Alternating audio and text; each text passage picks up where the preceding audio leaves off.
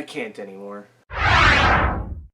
After 4 years, Maroon 5 have released their new album, Jordi. It does seem like not that long ago they dropped Red Pill Blues. I just remember how bad that was and how basically my love for the band maybe went from like here down to here, because I used to be up here with them, but by album number 4 it just kind of kept decreasing. This is an interesting album. This is I don't think it's their first album, but it's an album without Mickey Madden because of everything that's been going on with him legally, so I guess they had to cut ties with him, so it's back to being a 6-piece band instead of a 7-piece band. And the album is called Jordi, which is named after their former manager, Jordan. They would call him Jordi for short. And I can already see the comments. Oh, this is for their manager that passed away and was a close friend, so you have to give this a good review. And to that I say, no, that's not how this works. If the music is bad, then the music is bad. I'm not just going to give it a good grade because it's a memorial for some friend of theirs. That's great that they had good intentions, but it's just not there again. I guess songs that I did like were Lovesick, Remedy, and Convince Me Otherwise, which HER on that track does really well on. But I think, again, sometimes it's just the beat that saves it, sometimes it's just the chorus, and sometimes it's the feature. Then on the OK tracks, Beautiful Mistakes kicks off the album with Megan Thee Stallion. I think she ripped her verse, did very well, but for the most part, the rest of the song is very bland. Then we have Lost, Can't Leave You Alone, and Memories, which Can't Leave You Alone has Juice WRLD, and I don't know, that just felt like it felt like a forced feature on there, and it just didn't work out well. I don't know why I didn't write it down for which song featured Stevie Nicks, but that one was alright, I guess. One of the better ones on the track. Then on my least favorite, we have Echo's Seasons 1 Light and Nobody's Love. I've talked about Nobody's Love before. It's bad.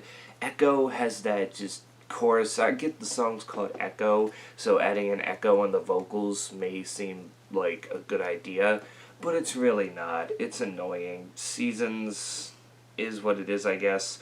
One Light features Bantu, and I guess he does fine for what it is as well, and that's basically where we left this off. Like, just take Red Pill Blues, put it in a copy machine, but also change it up a little bit so that way the teacher doesn't know that you've just been, recycling your work and all this kind of stuff. Like, that's all it was. From the generic pop beats to sometimes these cop-out choruses, but I can admit some of them were very catchy.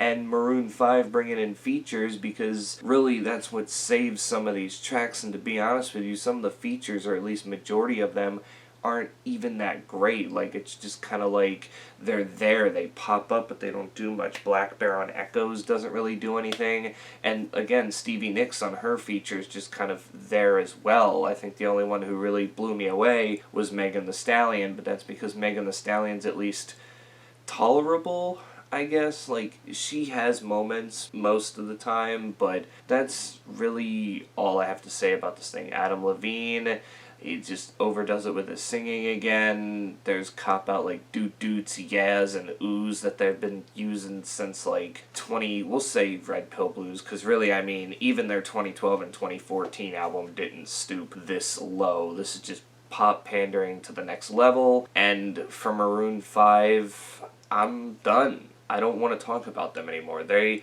are now joining the list of retired bands and artists that I just don't want to deal with. They're giving me nothing new to talk about. It's the same generic shit all over again, and at this point I've just become redundant and I'm not interested anymore. When they just put something out, I'm not like going and listening to it. They really went from decent band that you can listen to somewhat tolerable to now just completely unlistenable and pandering to that crowd because they are trying so hard to get #1. If you want me to talk about the deluxe edition, didn't do much either. That Memories remix with Nipsey Hussle, again, he was just kind of there. there really wasn't anything spectacular about it. But yes, this album to me gets a 3.5 out of 10. It was not a great record. Sure, it may have had some moments here and there, but like I said, the features save a lot of the tracks and some of the catchy choruses do a lot, but you're not going to get anything from this Maroon 5 album at all.